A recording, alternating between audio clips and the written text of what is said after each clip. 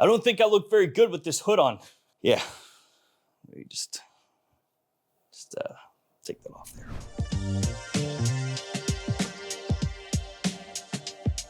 Hey friends, Ash here. Welcome back to Gents. Hope you're doing well. Don't know how the weather is where you are, but where I am, get a little chilly sometimes in the morning and the evening. And with that in mind, I figured let's go over some fragrances that smell amazing when it's chilly outside. And some of these will just annihilate the cold, just cut straight through it. So some of these have got a lot of power. You know how it is. With great power comes great, just blast that bad boy on, just choke fools out. I'm pretty sure that's how it goes. All of these are gonna be linked in the description. Feel free to check them out there. Let's get started right away with Oud Hypnotic. This one is from Medi, and these have really cool presentations. I mean, the bottle is fine, but they come in a box that looks like a big puffed up book, which is kind of nuts, actually. Like, it's large and squishy and just like overkill, but in a cool way. And the bottles themselves have kind of like a rubbery feel. So yeah, Oud Hypnotic.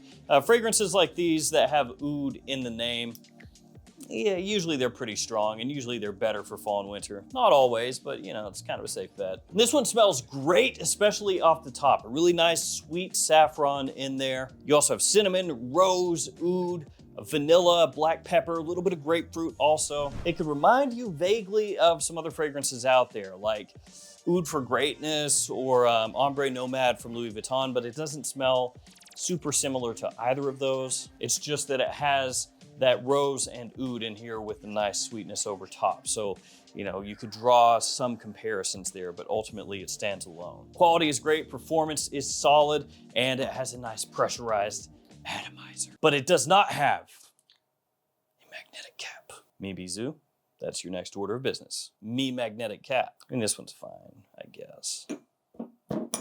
This one, obviously amazing for fall and winter time, solid for day or evening, though it leans a little bit more toward evening use. So we're kicking it off with Medi. Now this one being a niche fragrance, it is gonna be a little bit more toward the expensive side of things compared to some of the other fragrances that we're gonna talk about. 270 bones is the retail cost for that at Max Aroma, but I do have codes at Max Aroma, here they are. So you can use those to save yourself a little bit of money should you pick that one up, or I don't know, anything else that Max Aroma has. But be aware of the 20% off code. It doesn't work for every single brand. So try that 20% off code first. If that doesn't work, try the 10% off, it probably will. And Max Aroma has a ton of other fragrances that really not many other stores carry. So if you're into niche and indie fragrances especially, but also designers and some clones, check Max Aroma out and use those codes. Use the codes, do it, just do it. That was like a terrible Shia LaBeouf. Let's try again. Do it, just do it. I think that's closer to how Shia LaBeouf did it. All right, it's already unhinged. Let's see what I want to talk about next. Let's talk about this. 1 million Golden Oud from Paco Rabanne, because it also has oud in the name. There's one more after this one that has oud in the name, okay? But we'll save that one for later. So this is another fragrance that has oud and saffron.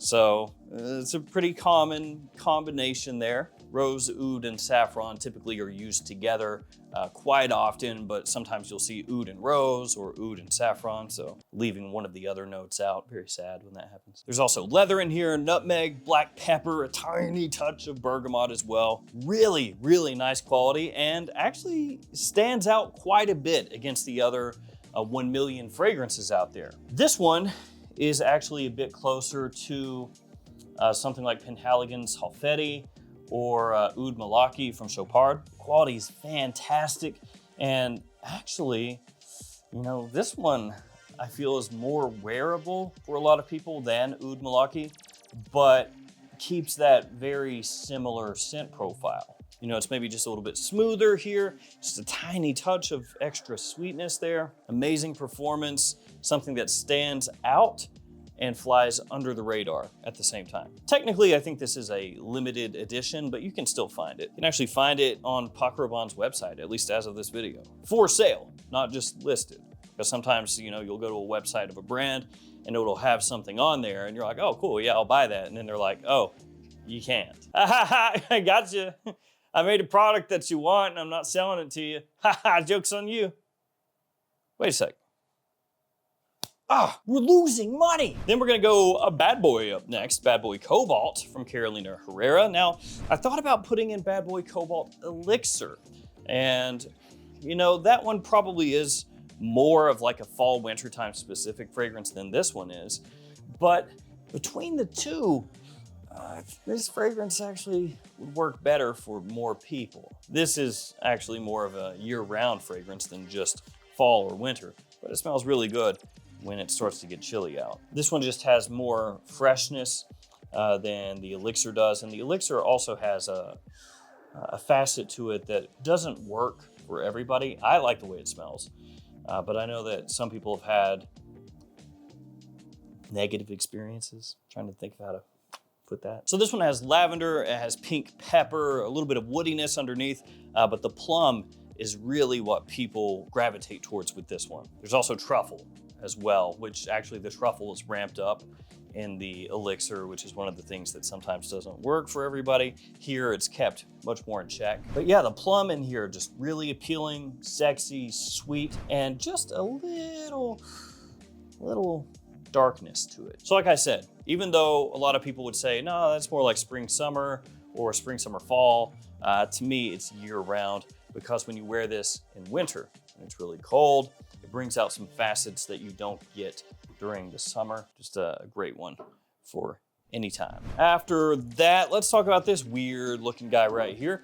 This is Lumier Garon from French Avenue. So presentation, interesting looking. It's got this kind of fuzzy cap that's lightweight as well. I kind of hate how that feels.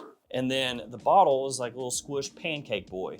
So that's Lumier Garon's presentation. Fragrance itself, quite nice. Oof, bottles like this, man, they're just so awkward to spray. But that's fine. Beauty is in the eye of the beholder, right? That's something that people say about ugly things to try to make themselves feel better. Beauty's in the eye of the beholder, you know. Do you actually mean that you think that is hideously ugly, the thing that you're saying that about? No, what are you talking about? Beauty's in the eye of the beholder. It's the same. But yeah, I do think it's ugly. Lumier Garon is a clone of the One Luminous Night from Dolce & Gabbana, which is expensive and hard to find, which is why it's expensive. So this is a clone of that, one of the better ones actually, and it has a little bit of a ramped up incense aspect to it in comparison to the One Luminous Night, which of course makes it perfect for fall and winter time. You get that extra little push, that little bit of smokiness, which stands out when it's chilly outside, but then the aspects that it pulls from the One Luminous Night, those dates, that bit of sweetness, that compliment factor, you get all of that in here as well. And it's infinitely more affordable, which is a pretty nice positive. Now, if you ever do see the One Luminous Night for a decent price, scoop it up. Scoop it up. I mean, honestly, even if it doesn't really work for you, you could sell it on to somebody else for hopefully a not outrageous price, but you could make your money back. So if you ever see the One Luminous Night, get it. Get it. That's it. I kept chopping, but that's all I had to say. But if you like the One Luminous Night, but you don't want to spend that much money, or you're interested in it, but you don't want to spend that much money, or you own it, but you don't want to wear it because you don't want to spend that much money if you wear it all and you have to buy a new one, you can get this instead. Where to next? Where will our journey take us? It will take us to here. Armani Code, Eau de Parfum. It's got me enraptured. Yes. Kickflip. Ooh. Nice. So Code, Eau de Parfum. This one smells really similar to Code Profumo. Remember that one? Code Profumo? That was a really nice fragrance. Too bad they discontinued it. But I guess they thought the same thing, because then they discontinued Code Eau de Parfum as we knew it and put something very similar to Code Profumo in this new style bottle and then named it Code Eau de Parfum. That feels almost disrespectful to the original formulation of Code Eau de Parfum, doesn't it? To me, that feels disrespectful. Yeah. They were like, haha, Code Eau de Parfum. Yeah, come into my office. You've done a great job. People really seem to enjoy what you've done here. And they're like, oh, cool. Am I getting moved to the new bottle?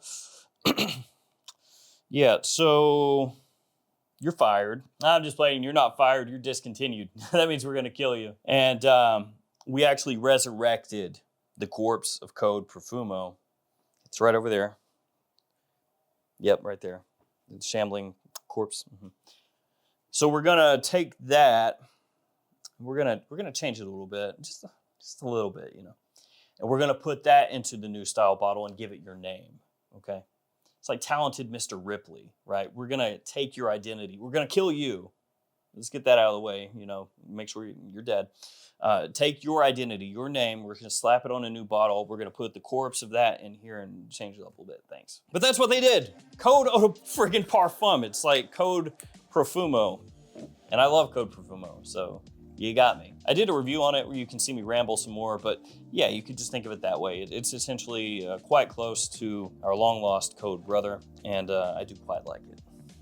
And it works amazingly well. Great little compliment puller. Okay, let's do the other Oud one. Here we are, look at that. Shiniest one here, well, I don't know actually. It's close. Which one is shinier? This is Oud Tobacco from Montal.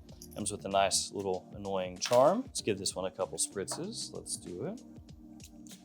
Or 3. Now, one thing to know about this, it is quite sweet. Good amount of sweetness right off the top. It has citruses, spices, obviously has tobacco and oud both in it. I know, who would have thought. Also tonka and even a little bit of orange blossom as well. In typical Montal fashion, it projects.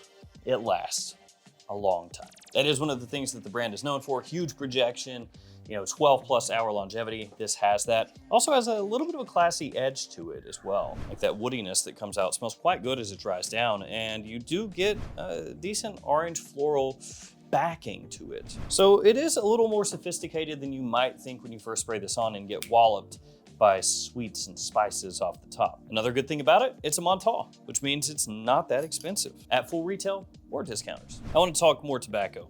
So Tobacco up next from Christian Dior. This is one that I personally love. It's a really nice take on tobacco. Has plum as well as some incense notes. Good amount of fruitiness in here overall.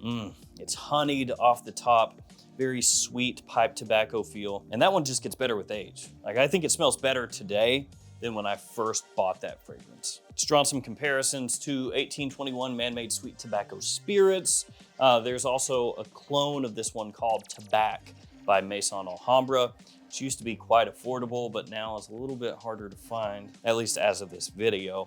But if you're looking for a high-end, extremely wearable, sweet, honeyed, fruity pipe tobacco, check this one out. Also, that touch of smoke that it has through there really helps elevate that one. Aros up next, Parfum, the daddy Aros. Aros Parfum is surprisingly fantastic. It's one of those fragrances where if you've written off the entire line because you think Aros Eau de Toilette is like too kiddie, too immature, too sweet, too this, too that, you're missing out, because this is solid. It still has some sweetness to it. It's just not as bubblegummy, not as overtly sugary as the Eau de Toilette is. And the Eau de Toilette is a solid fragrance too, don't get me wrong. It's just this is a little more mature, but still has that playful edge to it. It has a nice mintiness, a little bit aromatic as well. And it's a fragrance that you can use about whenever you want. But if we're talking Aros fragrances specifically for fall and winter time, the Parfum is my choice. I think it makes a great daytime fragrance, evening fragrance, even an office fragrance. Yes, an office fragrance, as long as you don't go really crazy heavy. Don't wear it like you would in a club when you're going to the office and you'll be okay. Switch things up with Mind Games Double Attack. Has a whopping 2 notes from the fragrance on the front there, bitter chocolate and saffron. Nice atomizer. Now, this one is the priciest one here. Although it's not super far removed from the Dior. The Dior is like $330, this is $375, that's before discount, so you could potentially find this one for less depending on where you're shopping and all that stuff. And it is quite chocolatey. You get a big blast of chocolate off the top, and you feel like when you first spray it on, that's pretty much all it's gonna be, just like, oh, okay, like they're hitting me with the chocolate base right away. That's gonna be it, right? But it's like you get hit by that chocolate and then it kind of settles. And then you get these other notes that pop out through there. Don't get me wrong, the chocolate's there.